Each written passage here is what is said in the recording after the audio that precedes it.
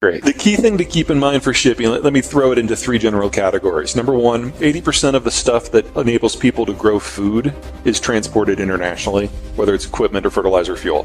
Only 20% of food is traded internationally, but 80% you need the inputs to grow it in the first place.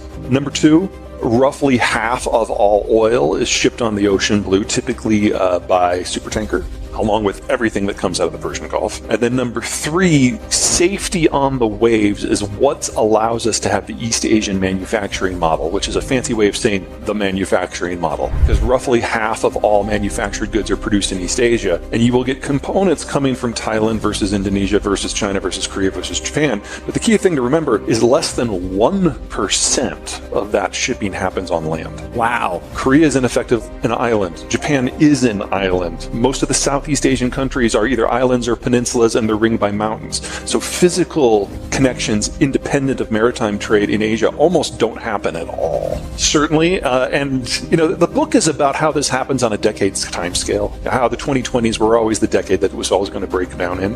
But events in just the last couple of months are speeding this up. A lot of this is probably going to be front-loaded. Well, think of what just happened in the first week of December. So the Europeans announced their plan for an oil export ban, and a lot of the details are being made up as they go on. It's a very European policy in that regard. But what it is encouraging is a split in the way we view oil from the Russian space versus the rest of the world, and the different types of crude coming out of the Russian space. So the stuff the Europeans are primarily concerned about is Urals crude that is exported west to the European space, and that can only be sold for $60 or less now, and that's affecting insurance and shipping rates and the type of vessels that go in. And we saw over the course of the last 2 years how disruptions in simply the type of vessel being available can generate supply chain snarls. So now we're doing this with energy, but there's also a crude grade that exports to the Pacific that doesn't touch the European space at all, that trades differently. We now, just in the Russian space, have two fundamentally different markets, not just for pricing, but for physical accessibility, for the ability to get ships and insurance to allow it to move. One of the reasons why the world has been so stable, air quotes stable, since 1945 is there's been one oil price. Now, it's modified by the length of the journey or the quality of the crude, but there's one oil price and everything is safe. The Europeans have now created a system where a lot of countries in Europe are now going to have a vested interest in interfering with Russian exports west. That's one pricing margin. That's one security paradigm. That's one insurance policy system. But then in the east, where the Europeans are not the players, it's a different crude grade at a different price point using different insurance systems by different countries. We have split the oil market now into at least three pieces, two Russian, one everything else, which means now countries no longer have a vested interest in making sure the oil flows everywhere all the time, because we're not all in this together anymore. This is just the beginning. We're going to see this spread throughout not just the energy sphere, but pretty much every major commodity, and we're hiving the world up into different supply systems. And that is a recipe for 1910s and 1930s style conflict and competition. Yeah, in the world before World War II, piracy, state piracy, and privateering were pretty common because almost everything that was shipped had an obvious value. The cost of shipping before the Cold War and globalization was about an order of magnitude more than it was previous. And in the pre-industrial world, it was an order of magnitude more than that. In the pre-deepwater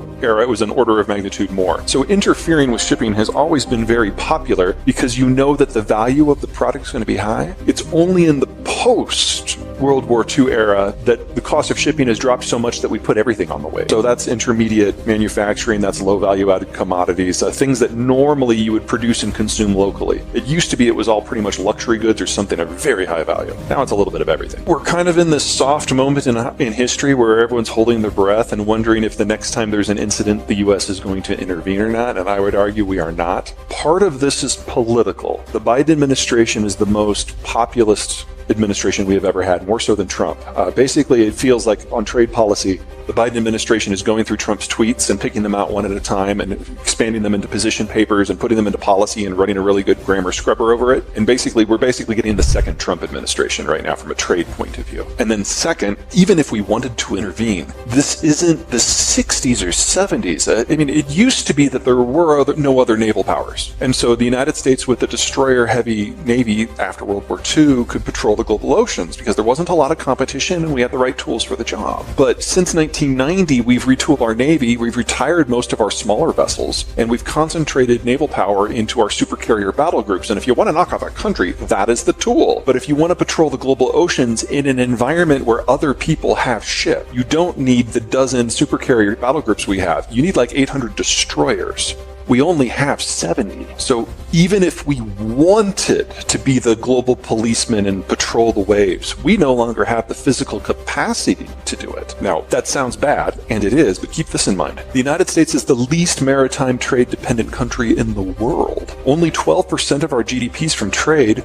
About half of that is NAFTA. We're not the ones who suffer if global trade breaks down. China is at the top of that list. Europe is a close second. China utterly lacks the naval capacity to project power more than about 1,000 miles from its coast, and it is completely dependent upon resource access and market access in countries that are half a world away. Now, the Chinese currently have 3 aircraft carriers floating. The first one used to be a casino. They will never claim that it is combat capable. They just bought it from Ukraine to refurbish it so they could learn how it works. Okay. Their second one is a clone of the one that used to be the casino. The one that used to be the casino used to be a Russian carrier. They called it the Kuzanov, by the way, and the Soviets thought it was a disaster. During Soviet times, with Soviet resources, it just kind of caught on fire from time to time. Okay. Anyway, so the Chinese do not claim that these two will ever be combat capable. Okay. They're training for their engineers more than anything else. And they do have a third one that they're going through sea trials right now. And it is a larger carrier that they actually designed themselves. But again, it's a prototype. They don't view it as anything other than a test bed.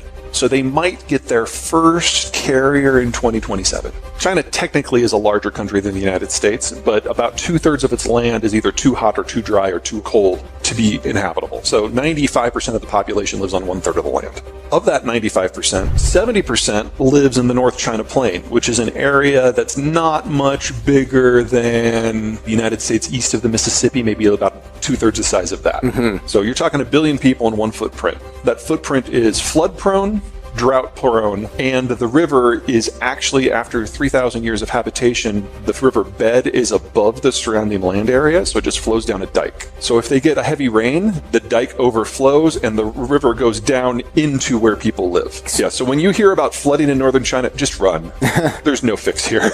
The land is relatively low productivity. In the south, you've got tropics and you've got mountains, so it's difficult to have integration. Hong Kong has always been a separatist area, even before it was called Hong Kong. And then you've got mountains and jungles separating it from Southeast Asia and India, but then you've got the great wide open of the Eurasian steppe connecting it to the Russian space. And off the coast, you don't have an ocean of moat. You've got all these secondary powers, Taiwan, Indonesia, the Philippines, Japan. And so China has never been able to penetrate out, but because they have a hard time unifying at home, others have often penetrated in. It's not the worst geography in the world. That's probably Afghanistan, but it's definitely in the bottom 10%. And it's only because the Americans unified the world into globalization that China exists as it does today, because we basically told all the countries that were preying on China to go home. Hell, we nuked Japan to underline that point. And so for the first time in Chinese history, the Han Chinese have been able to develop the way that they wanted to. And then Nixon and Mao had their summit and brought China into the globalized system to bring it away from the Russians. So I don't want to suggest that the Chinese played no role in their own success, but without the change in the strategic environment of Eisenhower and then ultimately Nixon, none of this would have ever happened.